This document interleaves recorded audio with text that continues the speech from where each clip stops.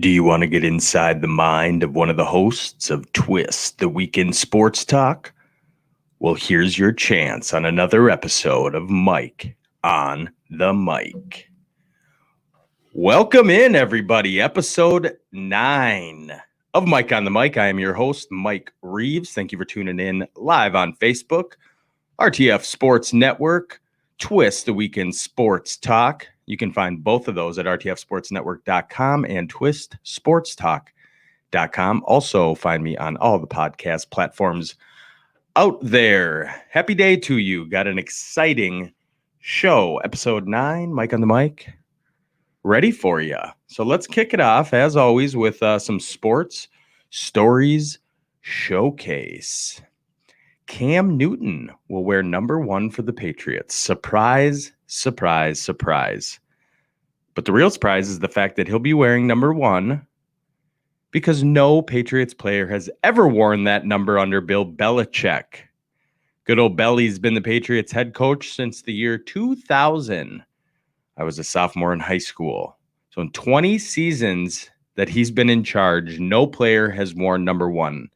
Prior to him, I believe it was just kickers. So good for you, Cam. Welcome aboard the Belichick number 1 jersey wearing guy. Belichick's the only number 1 on that team. So his head's so big, he's like, nobody else is wearing that damn number. I believe the mascot had it at one point as well. Eagles penalized Deshaun Jackson. They say the receiver must take action in order to remain on the team. Here's a quote from the Philadelphia Eagles. Today, we have penalized Deshaun for conduct detrimental to the team. He accepted these consequences and apologized. In our many conversations with him, it has also been made clear that this is only the beginning. We've discussed a concrete plan for how he and we can heal moving forward. Now, this came after some anti-Semitic, racist tweet that Deshaun did. We talked about that last week on episode 8. Basically, Deshaun Jackson is a moron and needs to just shut his damn mouth. We're going to stick in the NFL. The NFL bans jersey exchanges due to coronavirus. This is ridiculous. The NFL has banned jersey exchanges in 2020 as the league attempts to play through the coronavirus pandemic. Jersey exchanges really have gained popularity over the past few years. Players get done with the game. Hey, bro, let me get your jersey. All right, man, let me get your jersey. The funny thing is this isn't new. Players were being fined last year, the year before, for doing this damn thing. So, now it's because of coronavirus. It's like people dying of cancer died of coronavirus. Anything attached to anything has to have the COVID-19 stamp of approval on it. Deshaun Watson tweeted, "This is damn silly." J.J. Watt is in the news. He has no interest in playing football while wearing a face shield. He determined long ago that he doesn't like that stuff. He said, "My second year in the league, I thought it'd be cool. I'd put a visor on my helmet. It was like, looks so cool. I want to put a visor on." He had it on for 3 periods, and he had to take it off because he thought he was going to die out there.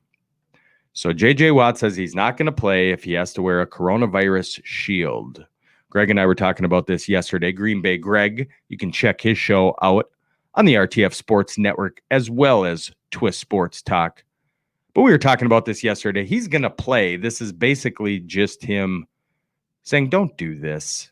NFL, don't make us wear face shields, okay? I don't want to do it. Please don't make me do it.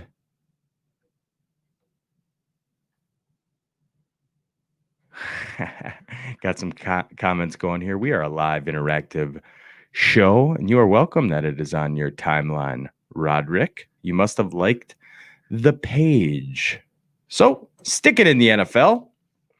The Patriots settled compensation grievances with Antonio Brown and the deceased Aaron Hernandez. Now, this is notable.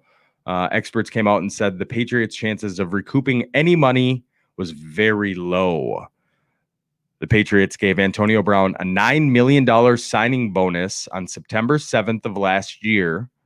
3 days after they cut him. So in addition to that $4 million credit that the Patriots recouped, they also got another $2.55 million for the grievance with the late Hernandez. Now, like I said before, this is significant because the Patriots were down to less than $500,000 in cap space. Now they have $7.79 million. So they can go get a friend for Cam Newton. They have nobody at receiver. Julian Edelman, N'Keal Harry, they drafted last year. But they should spend some money and get him some more weapons. Let's get to college football. Stanford to cut 11 varsity sports, cites pandemic as the breaking point.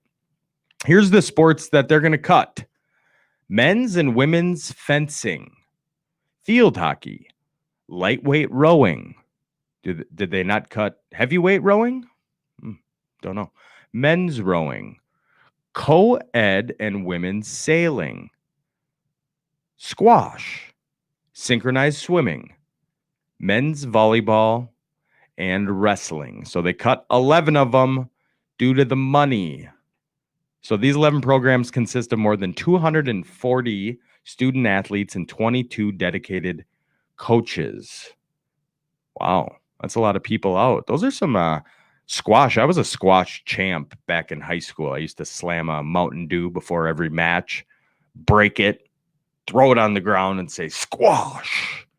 And that used to motivate me to go out and get it done. We ended up winning the title. Now, I wasn't on the squash team. I doubt Burnsville High School here in good old Minnesota could afford just a squash team, but I was in racket sports. So I held the title in squash, as well as tennis doubles, as well as double badminton. Now, we had to perform to be able to get a good grade on that show. And I performed, like I just said. I was out there slaying the squash ball. Now let's go over to some basketball. Tom Thibodeau has his second interview with the Knicks. Now, Tibbs, lead candidate to coach the Knicks. It was an interview via Zoom. Of course it was. So he was former Knicks assistant and head coach of the Bulls and my Minnesota Timberwolves.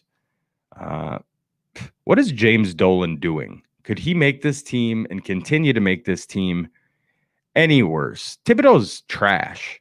I mean, he just works his players into the ground. His track record has only shown that.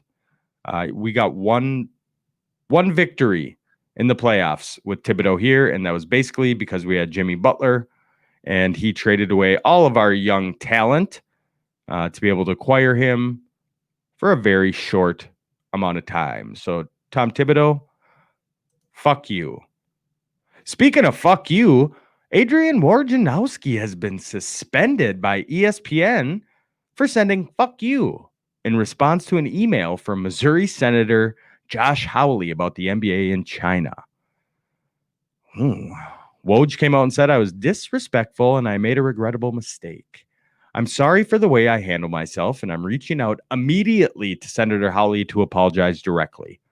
I also need to apologize to my ESPN colleagues because I know my actions were unacceptable and should not reflect on any of them.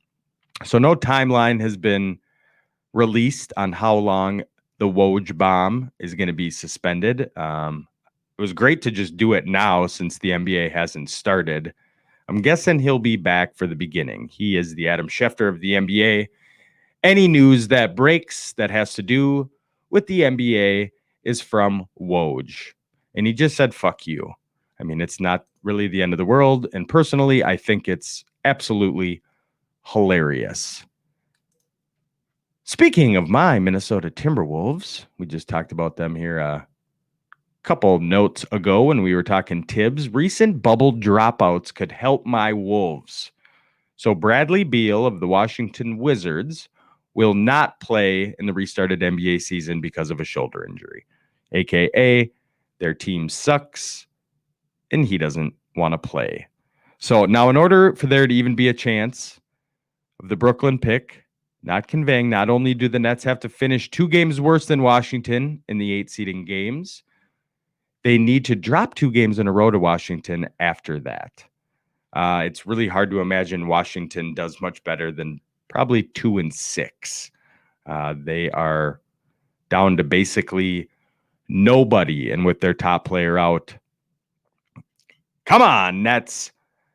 For the Wolves, you still want the chance to get another difference maker, especially for a team that's already likely operating over the cap for the foreseeable future, given the money tied up to Cat and D'Lo.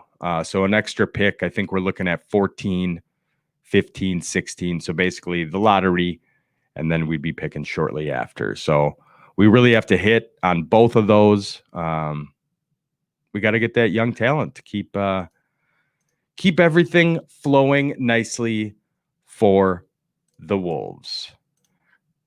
Now we're going to slide on over to a fantasy breakdown edition. We're going to move pretty quick through it. I'm just going to name you my top 10 fantasy quarterbacks going into this season.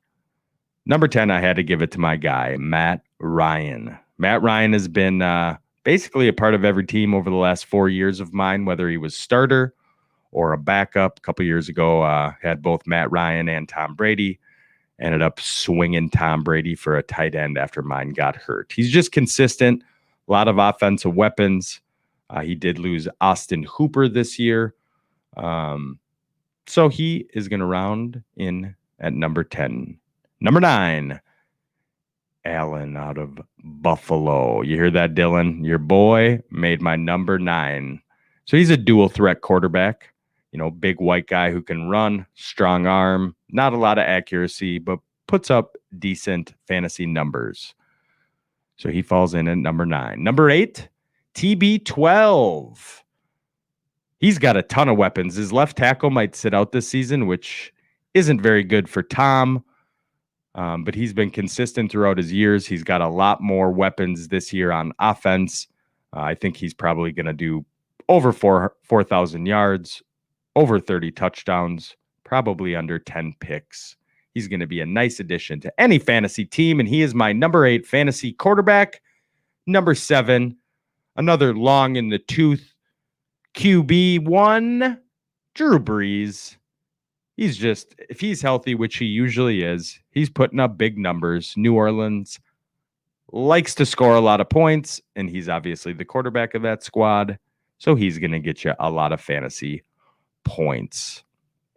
So at 10, Matt Ryan, Allen at 9, Brady at 8, Breeze at 7. Deshaun Watson is my number 6. He did lose out on his biggest target, which is going to hurt him, but he's another dual threat quarterback, and he's just a beast. You know, he's going to get you not top 5 numbers according to Mike on the mic, but he is number 6. Kyler Murray in his second season. He's going to have a breakout sophomore year. He falls into my number 5. And he's the one that stole Deshaun Watson's target. You all know who he is. Number 4, Russell Wilson. Not much more you can say about Russell Wilson. He's never been hurt. He's consistent, and he's a beast. Dak Prescott is my number 3. My number 2. Don't hate me. Lamar Jackson. I'm going to need to see a little bit more, bud. You kind of make me nervous when it comes to injuries because you like to run around so damn much. Now, he's not a mobile, well, he's a mobile quarterback, but he's not just a running quarterback. They design plays for him to run. He doesn't just break out of the pocket and just decide to run. Baltimore is consistent in their game plan, wanting to get him loose. And they do, which is why he put up over 1,000 yards rushing last year. Patty Mahomes, the $500 million man, is my number 1 fantasy quarterback this year. You heard it here first on Mike on the Mic, RTF Sports Network, Twist Sports Talk. Pat Mahomes is going to get back to his rookie year. Well, kind of rookie year. First full year starting when he was just throwing touchdown after touchdown for long bombs. He's going in at number 1. Now let's get over to some over-under NFL this year. We're going to fly through it. Arizona Cardinals Over under 6.5 wins. Over. Atlanta Hawks. Atlanta Falcons. 7.5 wins. Under. Baltimore Ravens. 11.5 wins. Over. Buffalo Bills. 9 wins. Over. Carolina Panthers. 5.5 wins. We'll give them the over here. Come on, Teddy. Chicago Bears, 8.5. Who put this shit together? 8.5 wins. Under. Cincinnati Bengals, 5.5. Under. The Browns, 8.5. Under. Cowboys at 9.5. Over. Got the Broncos at 7.5. Over. Detroit Lions, Michael Buckheister's favorite team in the NFL, at 6.5. Under. I'm going to keep my eyebrow. I'm not shaving it out. Or it wasn't even my eyebrow. It was my nipple. I'm going to have to cut my nipple off if the Detroit Lions win the division. I don't see that happening. The Green Bay Packers, GBG's favorite squad. He still has a poster of Brett Favre hanging up in his room. 9.5. We'll give that over. Houston Texans at 7.5. Going to give that an over. The Indianapolis Colts. They're my surprise team coming out here. They're at 8.5. We are going over. Jacksonville, 4.5. Under. Kansas City at 11.5. Over. The Las Vegas Raiders, 7.5. I'm going under there. The Chargers at 8. I'm going under there. The Rams at 8.5. We're going to go over. I think they're going to get back to a couple years ago here. The Dolphins at 6. I'm going over on 6, too. I think the Dolphins are going to be another quiet team that are going to make some noise. Minnesota Vikings at 9. Duh. Over. Cam's Patriots at 9. We'll give that an over, too. The Saints at 10.5. Over. Giants at 6.5. Over. The Jets at 6.5. Under. They have the Eagles listed here at 9.5. I'm going under for Philly this year. I just don't see it. Steelers at 9. I'm going to go over. You got Big Ben coming back. I think he'll have a productive, healthy season. We'll give the Pittsburgh Steelers over 9 wins on the season. Team that made it to the Super Bowl and lost, the San Francisco 49ers at 10.5. Mike on the mic has them over 10.5 wins. Seahawks at 9.5. Over. Tampa Bay Buccaneers, led by TB12, 9.5 wins, over. The last two, we got Tennessee Titans at 8.5. We're going to give them an over. Washington, TBD name, 5.5 wins. We're going to give that an under. So there's my over-under on the NFL season for wins and losses. Well, let's get away from sports here to kind of wrap up the show. Typically, I'll do a TV show review, but I wanted to do a movie review this time along. So my movie review is Capone. Yes, Al Capone. Capone is a 2020 American biographical drama film written, directed, and edited by Josh Trank, the trifecta of movies. With Tom Hardy starring as the eponymous, what the fuck? Gangster Al Capone. The film centers on Capone after his 11-year sentence in the pen, as he suffers syphilis and dementia while living in Florida, chronicling the final days of the notorious gangster Al Capone as he succumbs to dementia and relives his past through tormenting memories. IMDb gave it a 4.8 out of 10. Rotten Tomatoes, 41%. And whatever Metacritic was at 46%. 64% like this movie on Google. So this is brand new. Tom Hardy's a beast. He basically kills it in everything he's in. The trouble this movie did was it was after all of his gangster stuff. I did say it has some flashbacks, but they're very minimal. Everybody wants to see Al Capone the gangster, especially when Tom Hardy is playing him. You know, they did some flashbacks of when he was healthy, and it was like, damn, he really pulls off a good Al Capone. The trouble is, I don't care about Al Capone when he's shitting himself in bed and can't remember anything. I want to see him Saint and Valentine's Day massacring motherfuckers. So I give this a 4. 4 out of 10. If you like Tom Hardy, it's worth $1.50 at the Red Box. It's tough to play that type of role.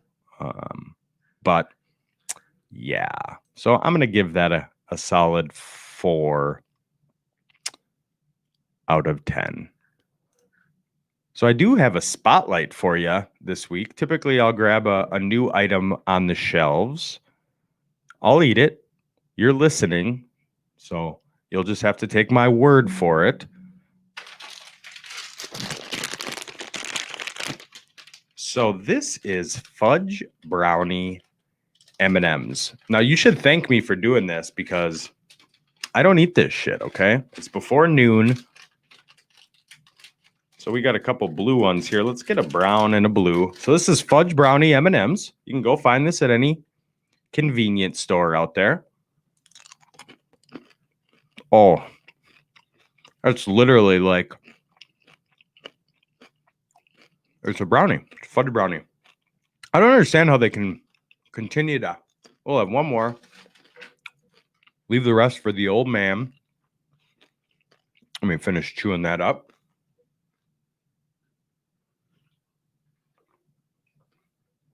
Whoever's responsible for making that kind of stuff. Literally, it's an M&M brownie. And that's why I always question it and want to do a spotlight, because you read something and you question it. It's like, well, how the hell is an M&M going to taste like a brownie?